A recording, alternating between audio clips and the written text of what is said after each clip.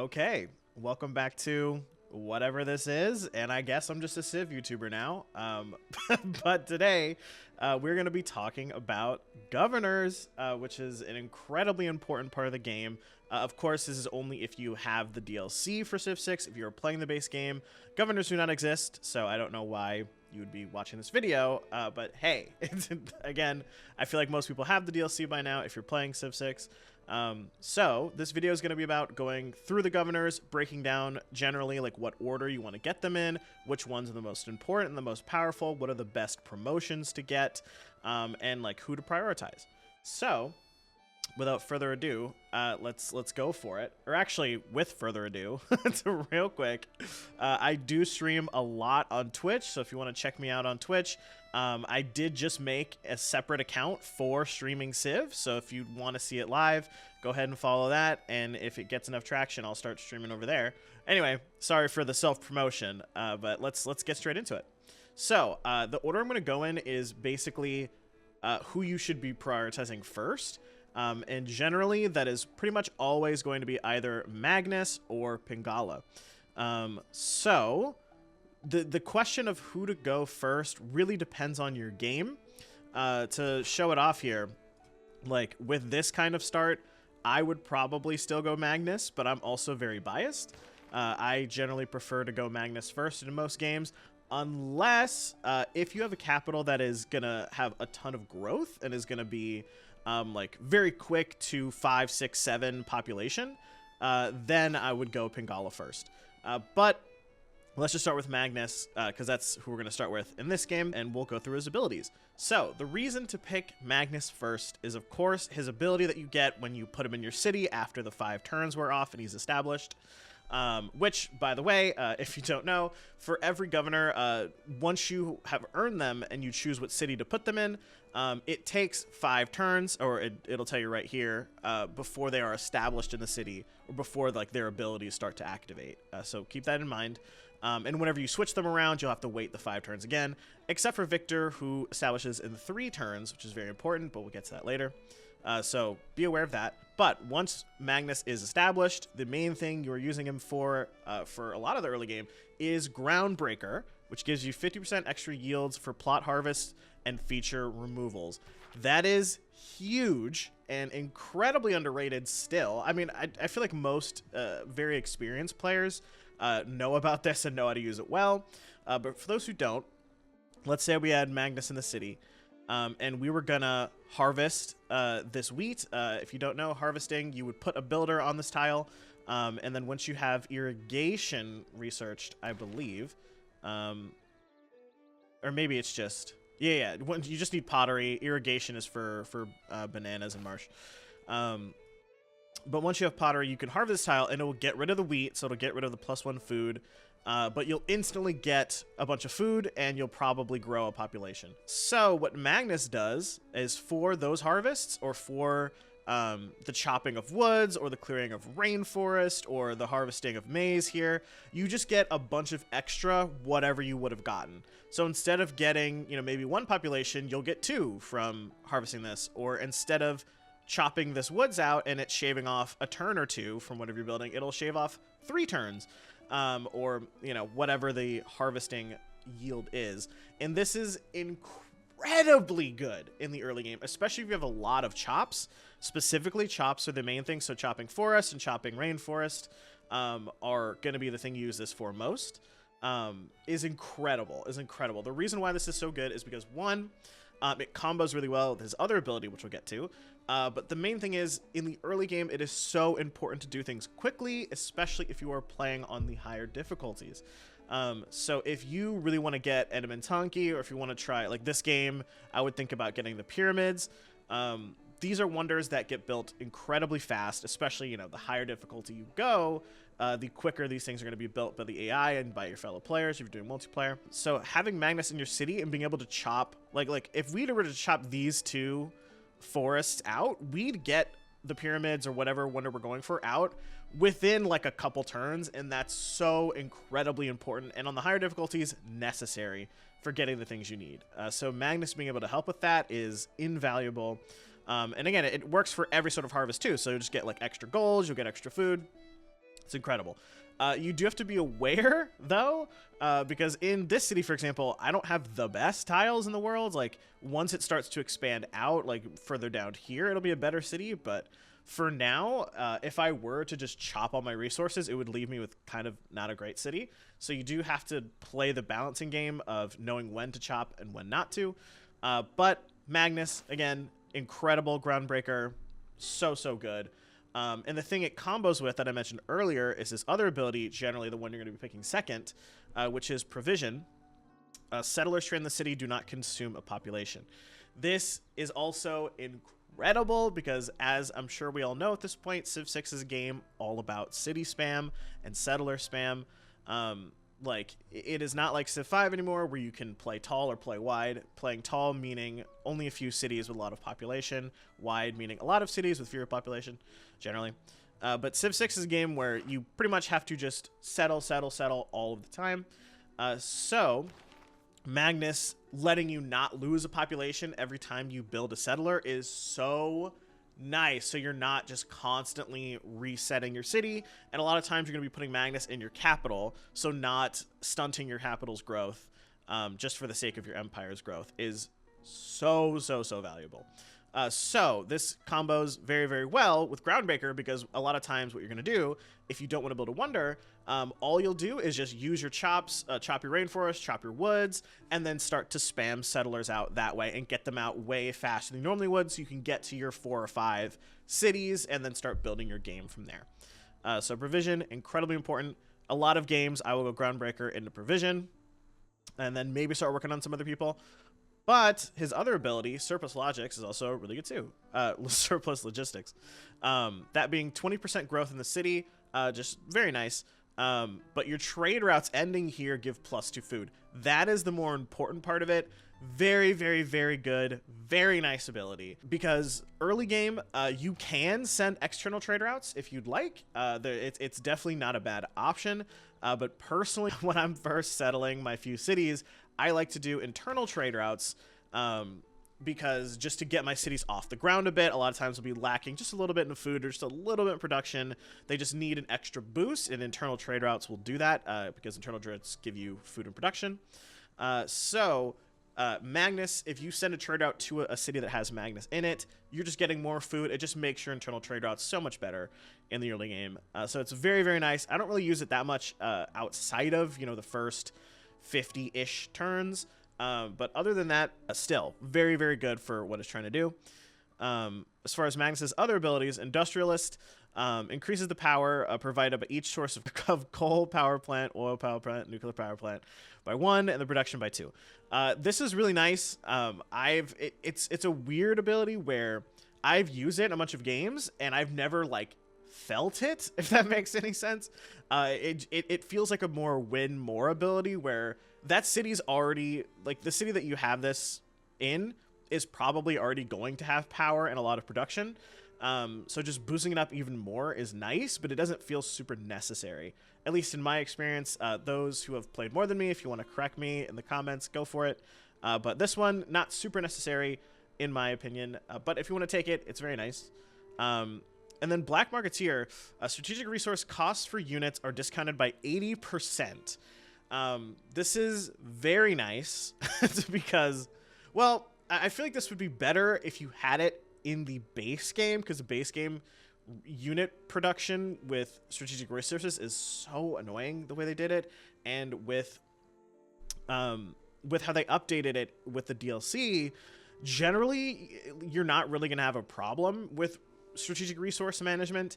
I do say that as someone who primarily plays on abundant resources, so if you play on scarce or just the default, maybe this is a lot better. But in my experience, this hasn't been super necessary either, just because a lot of the times you're going to have the resources you need.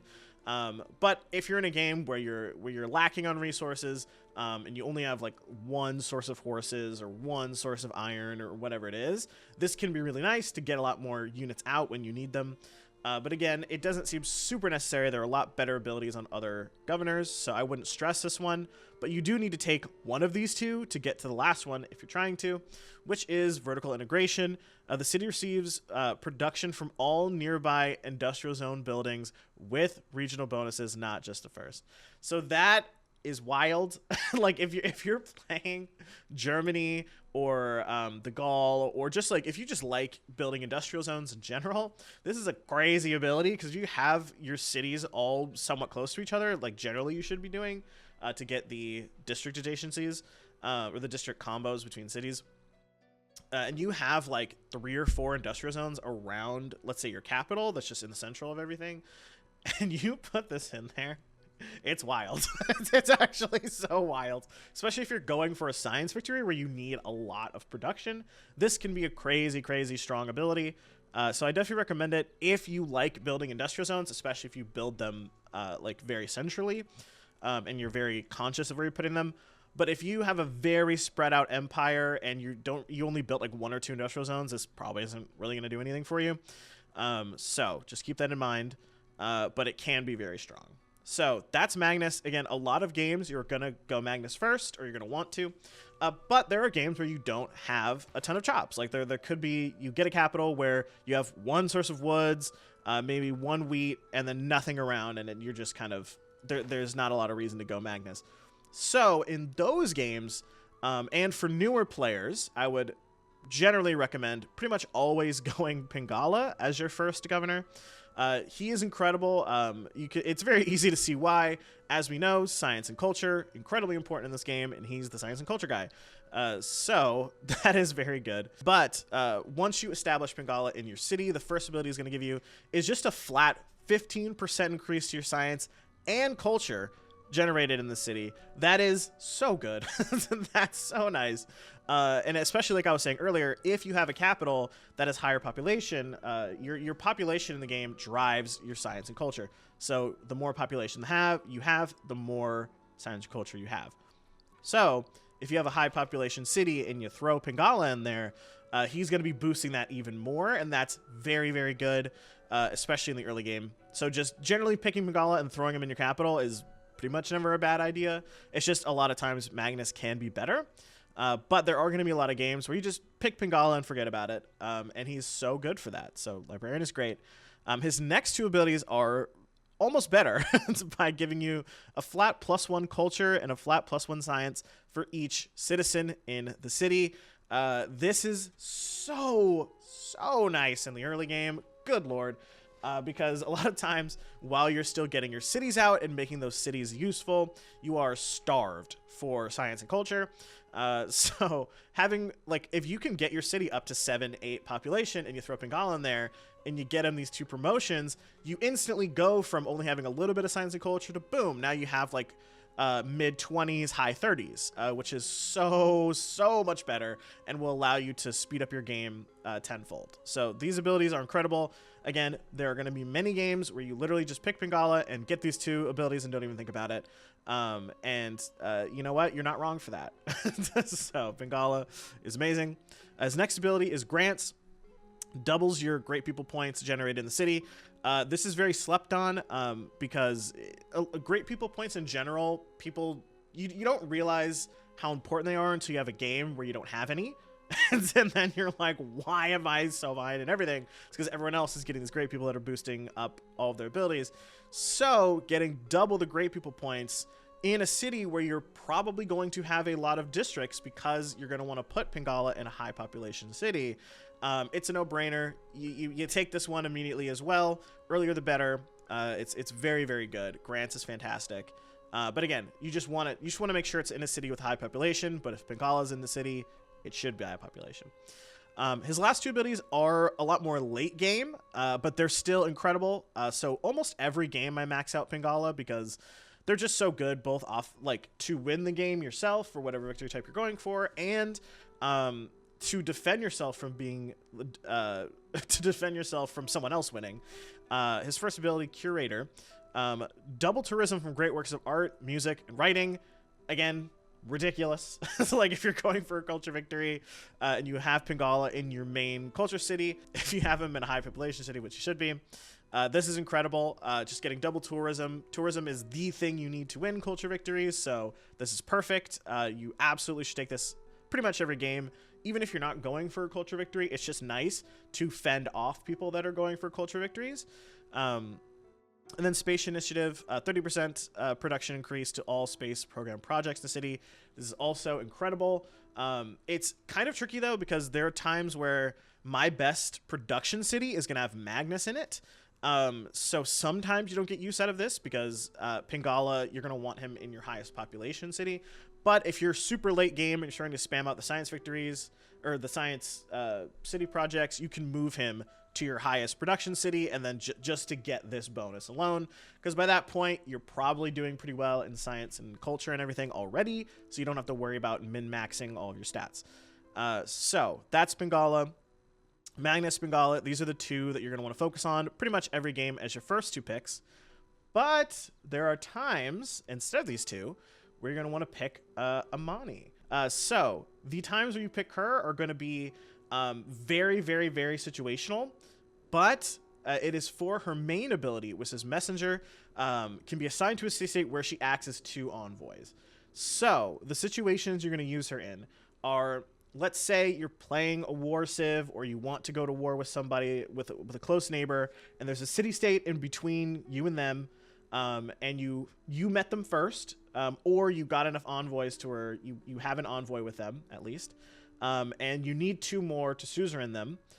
You spend your first governor title on putting her in that city state, and then boom, you instantly suzerain them. You save up your gold, or you don't even have to do the second part, but you suzerain them to make sure that the enemy doesn't suzerain them, and that it doesn't make it so that you're fighting essentially 2 nations at once, because I'm sure everybody watching this video has had an experience like that, where you're warring someone, and then for some reason this is the one game where this city state is popping off and just shooting archers at you, and it makes it 10 times harder.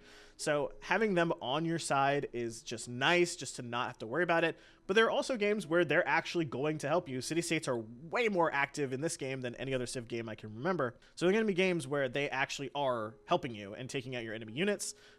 Or if you're playing someone like Hungary, or you just have a lot of gold, you can levy the city state, or New Norway. Just take over the units yourself, and then boom, double your army that way. So that's an incredible situation to have her in.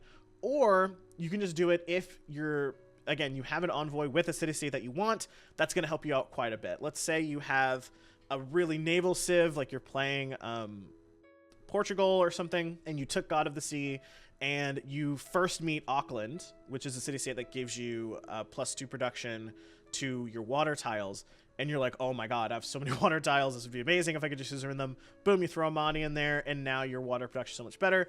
It's just, you're going to pick her really early when you want to suzerain a city state that will help you. It's up to you on what situations that will come up in. I don't pick her too often, but when I do, it's very, very nice, and it's generally super helpful. So it really depends on the game, depends on the situation, but there are going to be times where you want to pick Amani before even Pingala and Magnus. So that's her really great ability. Also, she's got some other ones that aren't as strong but are very nice. First one being Emissary, which is other cities within 9 tiles not owned by you lose 2 loyalty per turn. This is very nice if you're doing true start location and you have a lot of enemies near you that are giving you a ton of loyalty pressure. This is nice to just fend them off. There is a different ability that's a little better for this reason, but we'll get to that later. But it's also nice, like if you're playing Eleanor and you want to do the loyalty stuff and you want to get all the loyalty bonuses you can, this is nice for that as well. But this is more like a panic ability. Like you pick this because you need it as opposed to using it proactively. So for that reason, it's not crazy strong, but it is nice when you need it. Next is local informants. Enemy spies operate at 3 levels below normal in the city. This ability, at least in my experience, regardless of difficulty, spies are never that big of an issue. I imagine this would be nice in multiplayer, but again, this is based on single player. So like you generally are never going to need this, especially because there's just so many better governor abilities out there that why would you take this? But if you build the Wonder, I think the Casa, that gives you like 3 governor titles, or you get great people that give you governor titles, or God forbid you get a tribal hut that gives you one, and you have extra government titles to spend, you can take this if you want to, but it's generally not necessary, in my opinion. Next up, we're going to do affluence and foreign investor together, which are when you have her in a city-state, you get its luxury resources, or you get a strategic resources. Again, as someone who plays on Abundant, maybe I'm just really biased because of that. I generally don't have a problem with this. This can be nice for certain specific strats, like if you're playing Montezuma and you want some extra combat bonus, you can get this with the luxury resources. And these are just nice in dire situations when you really need an extra luxury resource, or like you are about to go to war with someone in the late game and you would love some bombers and you have no aluminum and the city-state has it. Like, sure, this is nice. If you don't want a suzerain in the city-state, you can throw Amani in there and do this. But generally, you're not going to need it, especially because in most games, your empire is going to be so wide that you're going to have the resources you need. But if you don't have them, sure, you can use these. And then finally, her main ability you're going to be using her for is her puppeteer ability, which is when established in a city-state, it doubles the amount of envoys you have. This is incredible because, especially in multiplayer, but even in single player, this can happen, where all game you've been fighting over Auckland or Geneva or Ayutthaya or like, you know, some of these really powerful city-states, and just freaking Peter or Pericles or whoever is just constantly knocking you out of the city-state because they're trying to get suzerain as well. This ability is to shut that down. I've never seen the AI take this ability, so you're generally good. In multiplayer, people will be fiending for it, so watch out. But as it says, this will double your envoys. So if you've been fighting over city-state and you've put like 8 or 9 envoys in there, God forbid like 10 to 12, once you get to 24 envoys or to 20 envoys or whatever it is, people are going to stop investing in that city-state. They're going to give up, unless it is just multiplayer and someone is literally trolling you. For the most part, once you have this ability, you lock down that city-state, and it's yours for the rest of the game. So this is incredible for that reason, for those super, super powerful city-states, to just lock them down. But be aware, in multiplayer, you know, city-states are a neutral territory. So if you do this, this could provoke some players to just walk over and murder the city-state, so no one can have it. So be aware that that can happen. Still, in single player, incredible, and both in multiplayer and single player. So next up on the governor list, speaking of fighting people, we're going to talk about Victor, who, if you don't plan on going to war, useless for the most part. So there are going to be a lot of games where you truly never even think about Victor. But for the games you plan on going to war, he is very nice. So starting off with the fact that he establishes in 3 turns. This is incredible because with the DLC with loyalty, as I'm sure you know if you've tried to go to war, loyalty is a huge barrier to that. It is the biggest barrier to warring people. You can have games where you're steamrolling everybody, but you can't hold their cities. So Victor's going to help where you can throw them in the city and boom, you get established a lot quicker, and that helps with your loyalty. He also, he starts with the Redoubt promotion, which increases city garrison strength by 5, which is fine. If you're in a situation where you take a city like just by the slim of thing, like just barely are able to take the city, and the enemy is still like actively shooting at you and attacking you, this is very nice. Just give that little extra boost of defense to the city, but most of the time it's not anything crazy. It can also help really early with barbs if you need it, if you absolutely need it, like those games where an enemy civ or city-state clears a barb encampment that's on the coast, and out of nowhere, you see 3 barb galleys show up and attack your 10 defense city on the coast. This can be really good in a pinch by just throwing them in there, buying a galley real fast and being able to fight them off without losing a coastal city for no reason. But again, this ability is just okay. The main thing you're going to be using him for, though, is Garrison Commander. Enemy units defending the city get +5 combat strength. Nice. But the main thing is that your other cities within 9 tiles gain +4 loyalty towards your civ, which is incredible. Again, the biggest barrier to war is loyalty. when it comes to taking cities. So being able to have this boost to that, and when your city starts to lose loyalty, when you're trying to take stuff and you're starting to steamroll, you throw this in there, you get this promotion, and it's not going to just instantly stop all of your loyalty problems, but it will give you a huge, anywhere from 10 to 15 breathing room, 10 to 15 turn breathing room, where you can then go and use those turns to go and take the other high population cities and then quell your loyalty problems from there. So this is very, very good. There are going to be some games where, especially if you're going to war early, you'll take Pingala, you'll get Researcher, then you'll go Victor, and you'll take Garrison Commander. And that'll be your quick path to war. Also, defensive logistics. City can't be put under siege, and accumulating strategic resources in the city gain additional +1 per turn. Strategic resources thing is fine. It could be really, really good in a pinch if you absolutely need to get a unit out. But most of the time, you should be more prepared than that. And city can't be put under siege is really nice. Again, for those times when, like either A, you get swarmed by barbs and you're just not ready, or you just took a city and they're fighting back really hard and you're having a hard time defending the city you just took. This is really good for that. On top of the loyalty, to be able to just not be put under siege ever is incredible. Because if your city's under siege, that's usually checkmate, depending on the situation. But this is really nice for that. Next up, his ability is Embrasure. You gain additional ranged attack per turn, and military units start with a free promotion that don't already start with free promotion. This is a wild ability. Honestly, you can make the case that these should be two separate abilities, but the fact that you get them both in one is really nice. So like there are situations where you take a city from someone, you throw Victor in there, you use the first turns to rebuild the walls that were there, and then boom, you can start attacking people twice with their own city that you just took. And then you can buy a unit in there, and then it instantly starts with Battle Cry or you know, whatever ability you want to give it. So this is like, I love this ability as a troll because it's just so disrespectful. But it's also just really good for defense on your own.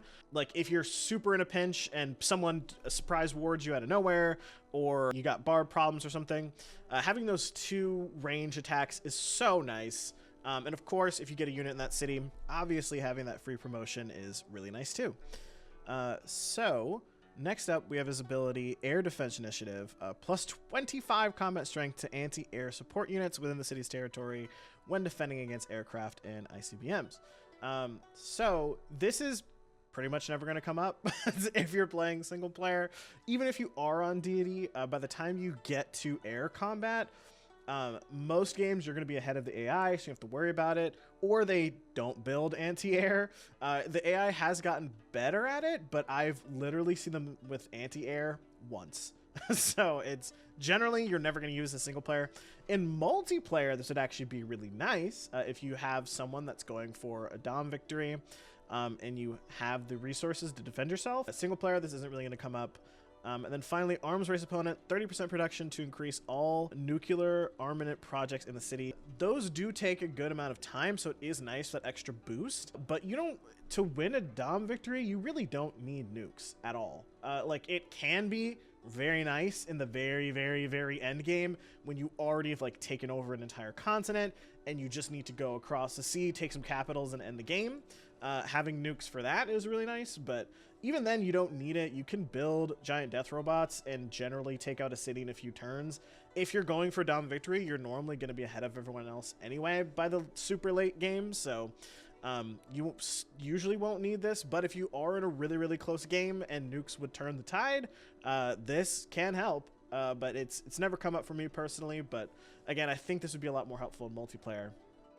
But anyway, that is Victor, Mr. Warman. There is a better war governor if you play the Ottomans, but we're not covering that in this video.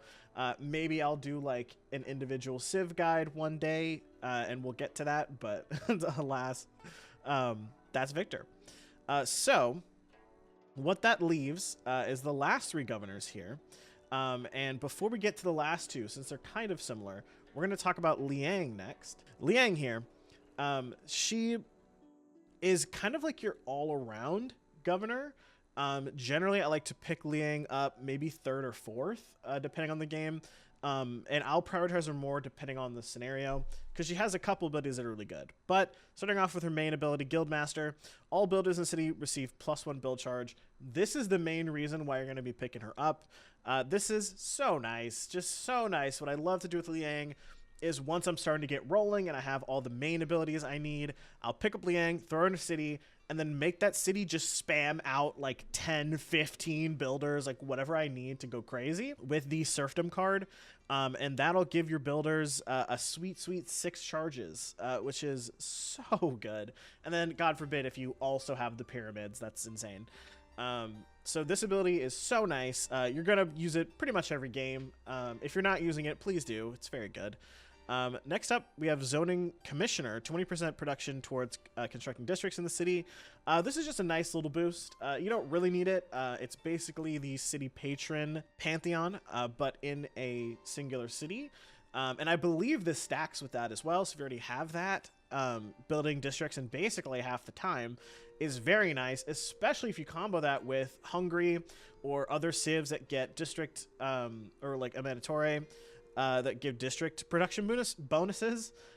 This can like actually be sneaky very good, but in most games it'll just be like a little thing you pick up on your way to her other abilities. But she also gives builder improvement. So you have aquaculture, you have and parks and recreation. I'll be so honest, I don't think I've ever used either of these two. Aquaculture does sound nice in those archipelago games or those Navy-based games. Truly, I've never used it, though. So I have no basis on whether these are good or not. But just looking at their abilities, they seem fine. The amenities are really nice. And the sneaky thing about Parks and Recreation is the +2 appeal.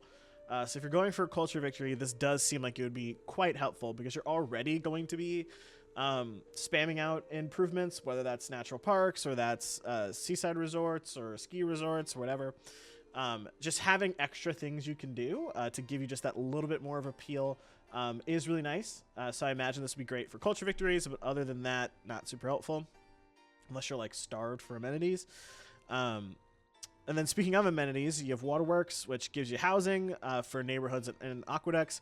Generally, like you don't really need extra housing. Like there are so many ways to finesse housing in this game, between policy cards and building different buildings and districts, and housing shouldn't really be a problem for you. But if you for some reason need extra, you have this.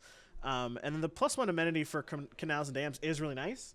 If you have a very river-based empire, and you know, you want to get a little bit of a roam bonus there. But Liang's main ability, besides her first, I would argue, is reinforced materials, which is this city's improvements, buildings, and districts cannot be damaged by environmental effects.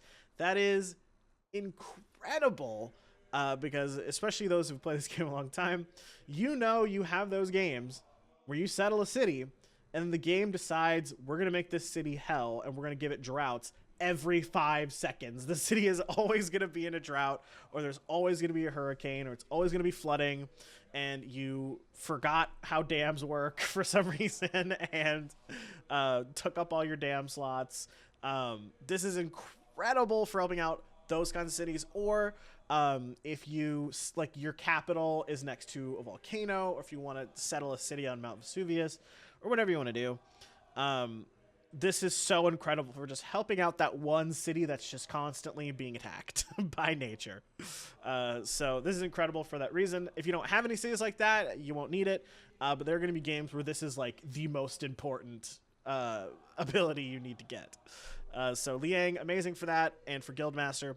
But there are going to be a lot of games where you pick Liang, you put her in a city, and that's it. But she can do a lot of different things depending on what you need. Again, just very situational governor. Finally, that brings us to Moksha and Rayna. We'll start with Moksha just because I don't have to move my camera. But they are the religion and gold civs. And they both do a very specific thing that's incredible in those kinds of games. But let's start with Moksha. His first ability, Bishop, being that when you settle him in a city, adjacent cities are 100% stronger. Or your city that you put him in has like double the religious pressure. and you get +2 faith for every district in the city. This is really nice. The faith is just kind of fine. Generally, it's not going to be anything crazy, but like early game, it's very helpful.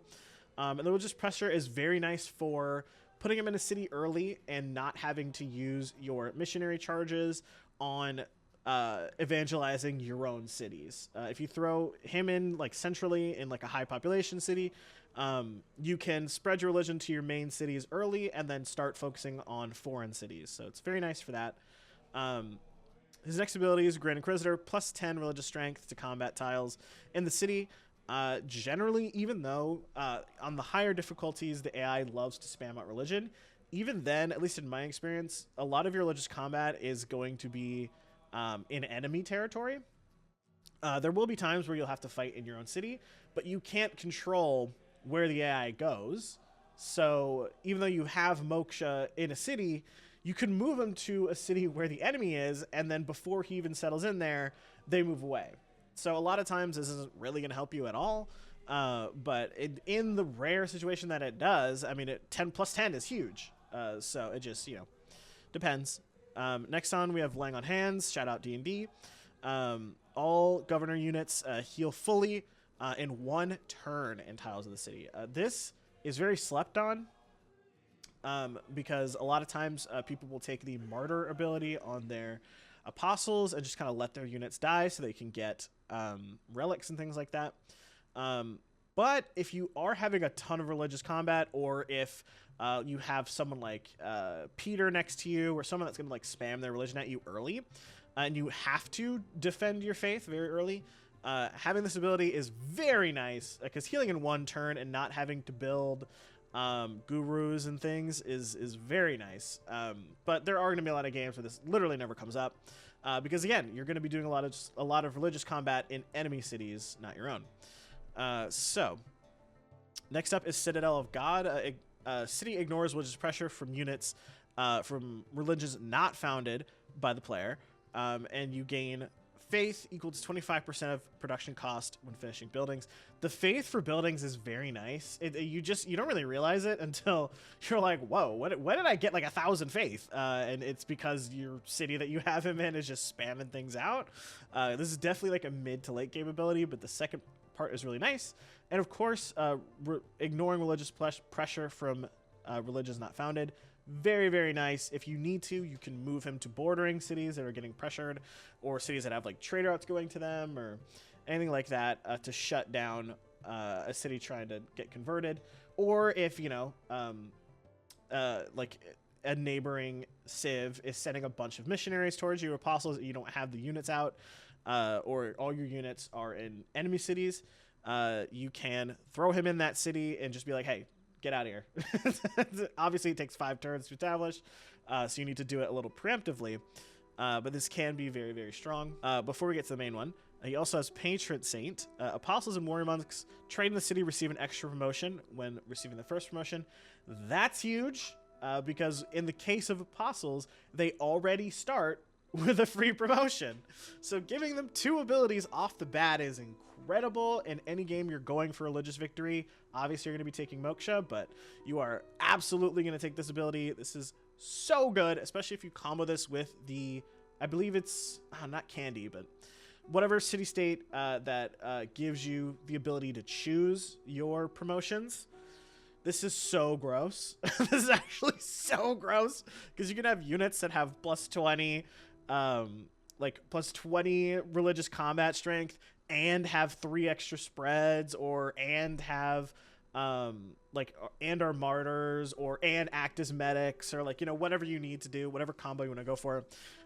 This is so good for religious victory, and you should be taking this in any game you're going religion. But Moksha's main ability is Divine Architect, allows the city to purchase districts with faith. This is so strong, because a lot of times, even if you're not going a religion game and you don't even have your own religion, there are going to be times where by the end of the game, you have thousands of faith just stored up. In some games, you're going to be spending that on great people.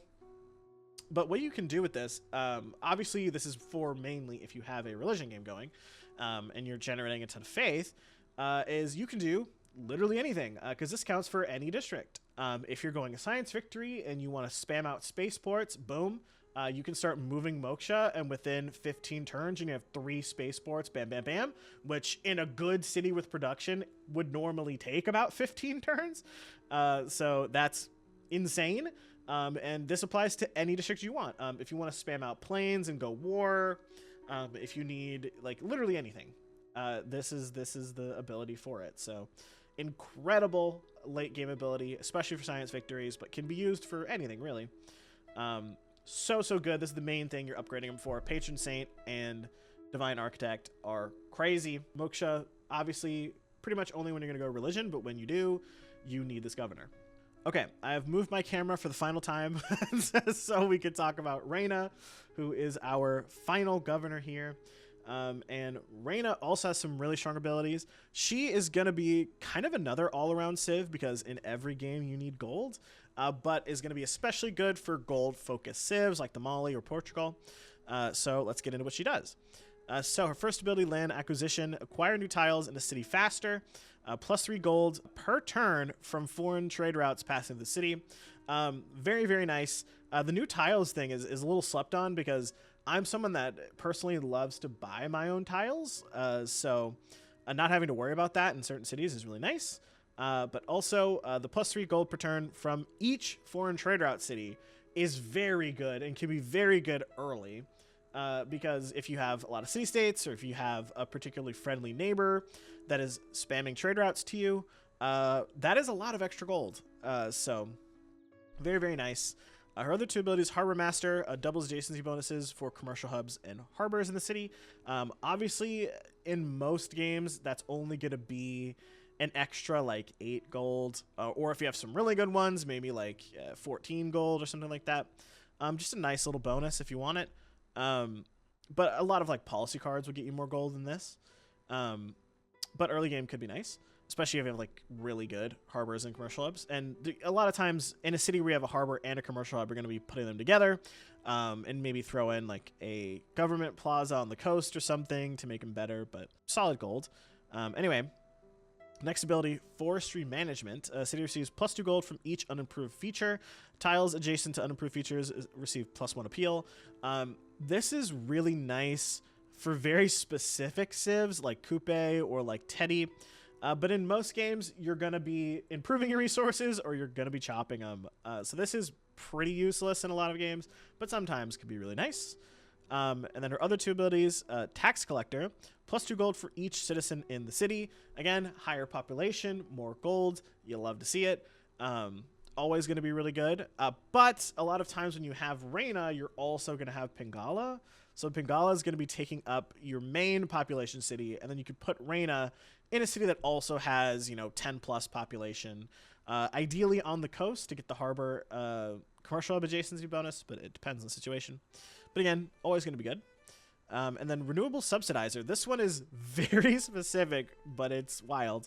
All offshore wind farms, solar farms, wind farms, and geothermal plants and hydroelectric dams in the city receive +2 power and +2 gold. This can get a little wild if you combo it with the biosphere wonder very late in the game, because if you do, woo, you just get a ridiculous amount of bonuses. It's crazy. But for Rayna, it's limited to, in this particular city. It's not empire-wide. So in this case, it'll just lead to a little bit extra gold, a little bit extra power. The power is the main thing you kind of want here, especially late game with all of these resources. But in late game, sometimes you're going to be spamming out the solar farms and solar panels and the wind farms and things like that. So you can have a city where most of your tiles are filled with them. So if you throw Rayna in there, that can be really, really good. But it just depends. Depends on the situation. But similar to Moksha, her final ability is her most important one. Contractor allows the city to purchase districts with gold. This is incredible. Absolutely incredible for the exact same reason as Moksha, except it's a little more flexible because, again, there are going to be tons of games where you don't do anything with religion, but every single game you're going to need gold. So Rayna is very good for that, especially if you combo this, both Moksha and Rayna, if you combo this with their respective governments that give you discounts on gold bonuses and religious purchases. This is incredible, and you can get some. Again, you can spam out spaceports or buy a dam in a pinch, or like do whatever you need to do. Being able to buy districts is incredibly versatile, so truly just helps you with everything you're trying to do in every victory type, and is incredible. And again, it's gonna be a little more flexible because it's gold as opposed to faith. So that's that. To recap everything. First picks, you're generally want to go either Magnus or Pingala, but it depends on your land, depends on your capital. A lot of games you're going to go Pingala, but Magnus is generally stronger if you have a good Magnus city. There are also going to be games where you want to go Amani first for her ability. And then you pick the other governors depending on what you need. If you want religion, go Moksha. If you have a lot of gold, go Rayna. If you're going to go to war, go Victor. If you need some city-state abilities, go Amani. If you just want some general nice compliments, or if you need help with environmental problems, you go Liang. So that is the governor breakdown, the governor tutorial. Hope you enjoyed the video. Thank you for watching. Again, if you want to catch me somewhere else, I'm thinking about streaming on Twitch. I made a separate account for it because, as some of you may know, I normally stream Pokemon content. Or make Pokemon content in general, so the Civ thing is very new to me. But if you want to support me over there, check me out at StormCiv6 on Twitch. And other than that, I will catch you guys later. Thanks for watching, and see you later. Toodaloo!